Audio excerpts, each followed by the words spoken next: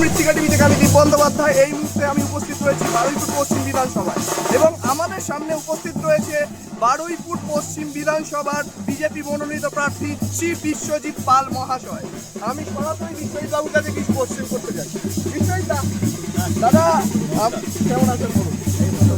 আচ্ছা দাদা, আমি শুনছিলাম যেটা আপনার অপোজিটে যে অপোজিশন পার্টি রয়েছে মানে বিমানবাবুর মতামত অনুযায়ী বিমানবাবু বলছেন যে ওনার দল এবারে বিধানসভা নির্বাচনে 250 কম সিট পাবে না।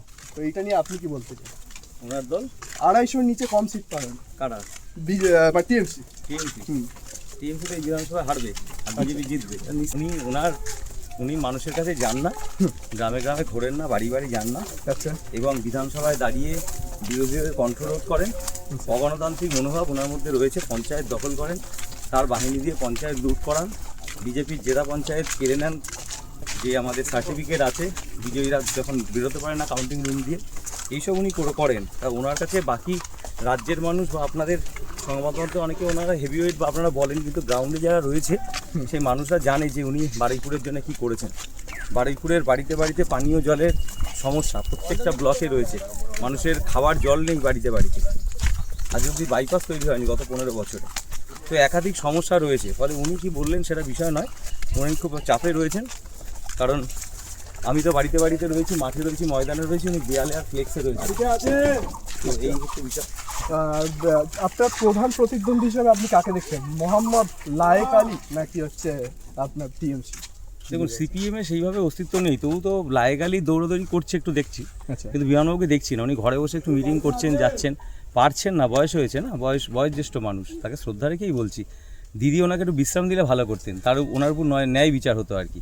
ওনাকে নামিয়ে দিলেন ময়দানে। বারুইপুরে কি এমন কোনো শিক্ষিত মানুষজন ছিল না বা তৃণমূলের কোনো ভরসাযোগ্য নেতৃত্ব ছিল না? একজন বয়স্ক মানুষকে নামাতে হলো। 3-3টে বারে নির্বাচিত হয়েছেন, কাজ করতে পারেননি একেতে, এমনিতেই বেশি হাঁটাচলা করতে পারেন না। তা গ্রামে গ্রামে এই যে সমস্যাগুলো দূর করবে কে? তো প্রতিদ্বন্দ্বী হিসেবে বিমানবাবু রয়েছে, এখনও পর্যন্ত উনি করছেন, কিন্তু বিজেপি এখানে জিতবে। তো 2026-এর 4 তারিখে মানে আপনাদের দল কত সংখ্যক আসন নিয়ে বিধানসভা জিততে চলেছে বলে আপনার মনে হয়? দেখুন, এক্স্যাক্ট সংখ্যা তো এইভাবে বলতে পারবো না, পরিসংখ্যান, কিন্তু বিজেপি এখানে আসছে, সংখ্যাগরিষ্ঠতা পাচ্ছে, মিনিমাম 170 থেকে 80 তো আসন পাবেই। বিজেপি আসছে এখানে।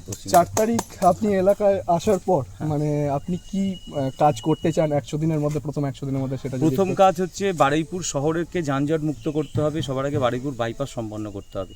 বারুইপুর বাইপাস সম্পন্ন হলে টোটাল বারুইপুর শহরের মধ্যে বাইরের গাড়ি ঢুকতে লাগে না, ক্যানিংয়ের গাড়ি, জয়নগরের গাড়ি। তো বাইপাসটা সম্পন্ন করতে হবে, আর ক্যানিংয়ের সাথে বাইপাসের একটা কানেক্টার করে তারপর ওখান থেকে সমস্ত বাইরের গাড়ি বার করে দিত, তাহলে বারুইপুর শহর যানজট মুক্ত হয়ে গেল। এটা বারুইপুর মিউনিসিপ্যালিটি বা বারুইপুর শহরের মানুষের জন্য একদম প্রধান কাজ আছে। তার গ্রামীণ ক্ষেত্রে মানুষের কাজ আছে যে বাড়িতে বাড়িতে পানীয় জল পৌঁছায়নি, শুধুমাত্র কল পৌঁছেছে, জল পৌঁছায়নি। প্রত্যেক বাড়িতে পানীয় জল পৌঁছাতে হবে। বারুইপুরের একটা বড় অর্থনীতি নির্ভর করে ফল চাষের উপরে। এখানে কোনো ফলের বাজার এত বছর ধরে তৈরি হয়নি, একটা হিমঘর নেই, একটা ফুড প্রসেসিং হাব নেই।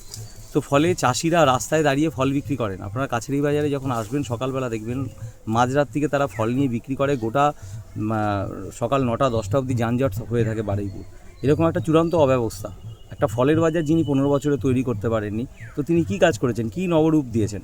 তো নবরূপকার বলে উনি লিখছেন, ওনার কি কাজ করেছেন উনি? এই প্রশ্ন ওনাকে উত্তর দিতে হবে। আজকে যখন অতিরিক্ত ফলন হয়, এই যে সমস্ত দেখছেন এগুলো পেয়ারা বাগান, যখন অতিরিক্ত ফলন হয় পেয়ারা চাষিরা পেয়ারাগুলো খালের ধারে ফেলে দিয়ে চলে আসে। আজকে হিমঘর হলে, কোল্ড স্টোরেজ হলে সেখানে সেটা সংরক্ষিত হতো। একটা ফুড প্রসেসিং হাব হলে সেগুলোর অন্যভাবে ব্যবস্থা হয়ে খাদ্য প্রক্রিয়াকরণ হয়ে চাষিদের কাছে অর্থ আসতো। এই সমস্ত তলায় গভীরে উনার ভাবার ক্ষমতা নেই, কারণ উনি বারুইপুরের মানুষই নন। আর মানুষ নন, অসুবিধা নেই, কিন্তু বারুইপুরের মানুষের কাছে যেতে হবে, ঘুরতে হবে। তো এই সমস্ত কাজ, একাধিক কাজ রয়েছে যেগুলো আমাদেরকে করতে হবে। পাশাপাশি স্বাস্থ্যকেন্দ্র বারুইপুর সুপার স্পেশালিটি হসপিটাল গিয়ে দেখুন কী অবস্থা রয়েছে, চূড়ান্ত অব্যবস্থা। শুধু নীল সাদা রং রয়েছে, ভিতরে ডাক্তার নেই, চিকিৎসা ব্যবস্থার বেহাল অবস্থা। চারিদিকে নোংরা আবর্জনা স্তূপ হয়ে রয়েছে। হসপিটালের সামনে একটা বড় নোংরা স্তূপ, এবং এই টোটাল নোংরাটা গিয়ে পড়ছে বারুইপুর ময়লা পোতাতে। এখন চলে যান ময়লা পোতাতে, দেখবেন দাউ দাউ করে জ্বলছে, ওই সমস্ত প্লাস্টিক আবর্জনা জ্বালানো হচ্ছে। গোটা বারুইপুর জুড়ে ওই সমস্ত বিষাক্ত গ্যাস ছড়িয়ে পড়ছে, মানুষ শ্বাস নিতে পারছে না, মানুষ আগামী দিনে ফুসফুসে জটিল রোগে আক্রান্ত হবে। এই একাধিক কাজ রয়েছে। নিকাশি নালার বেহাল অবস্থা, জল বেরোবার অবস্থা নেই।